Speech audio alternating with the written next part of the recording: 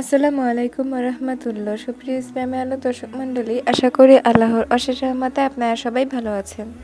আজকে আমি জানাবো যাদের সৃষ্টি করা হয়েছে জাহান্নামের জন্য কোরআনে কি বলেছে এই ব্যাপারে আজকে জানাবো। তার আগে যারা এখন আমার চ্যানেলটি সাবস্ক্রাইব করেননি তারা এখনই সাবস্ক্রাইব করে পাশেই থাকবেন। তো চলুন শুরু করা যাক। কোরআনে আল্লাহ তাআলা বলেছেন, কিছু মানুষ আছে যাদের আল্লাহ সৃষ্টি করেছেন জাহান্নামের জন্য।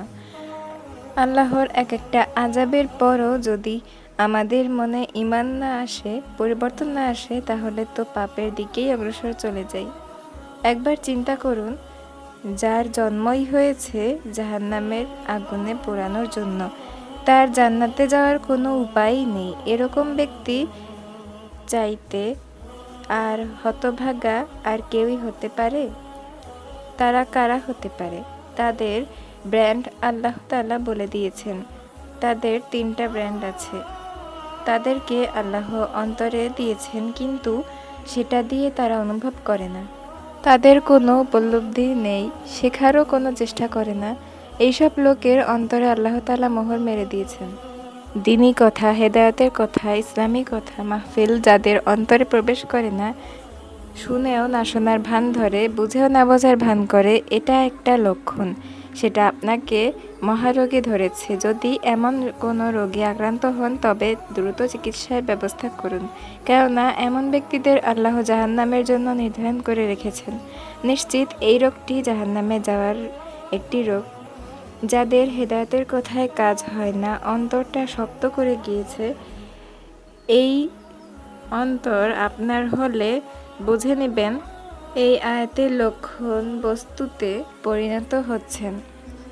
সমাজে কিছু মানুষ আছে যারা এক কান দিয়ে শুনে এবং আরেক কান দিয়ে বেরিয়ে যায়। এত ওয়াজ সূরা এসব বুঝেও না বোঝার ভান করে। উদাসীনতা তাকে গ্রাস করে ফেলেছে। এখন যদি আমরা তওবা না করি, ঈমান না আনি, তাহলে আমরা কি নিয়ে দাঁড়াবো? তাই আমাদের উচিত বেশি বেশি আমল করা এবং তওবা করা, নামাজ পড়া, ইবাদত করা। দ্বিতীয় নম্বরটি হলো, তাদের কান আছে, তারা কিন্তু কানে শুনেও না শোনার ভান করে, অথবা তারা শুনে কিন্তু কোনো কিছুকে গ্রহণ করে না। তাদের চোখ আল্লাহ তাআলা দিয়েছেন, কিন্তু সেই চোখ দিয়ে তারা দেখে না, অন্তর শক্ত করে দিয়েছেন। তাদের এই ব্যাপারে আল্লাহ তাআলা বলেছেন, খতামাল্লাহু আলা কুলুবিহিম ওয়া আলা সামঈহিম ওয়া আলা আবসারিহিম গিশাওয়া। তাদের অন্তরে আল্লাহ মোহর মেরে দিয়েছেন। আপনারা যদি ঈমানের দিকে ফিরিয়ে আসতে চান, তাহলে আজ থেকেই নামাজ রোজা শুরু করুন এবং বেশি বেশি ইবাদত করুন, তওবা করুন। আল্লাহ তাআলা আপনাদেরকে ক্ষমা করে দিবেন।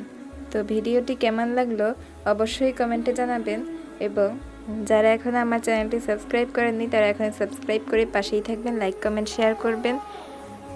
সবাইকে বিদায় জানিয়ে এখানেই শেষ করছি। সবাই ভালো থাকবেন, সুস্থ থাকবেন। আল্লাহ হাফেজ। আসসালামু আলাইকুম রহমতুল্লাহ।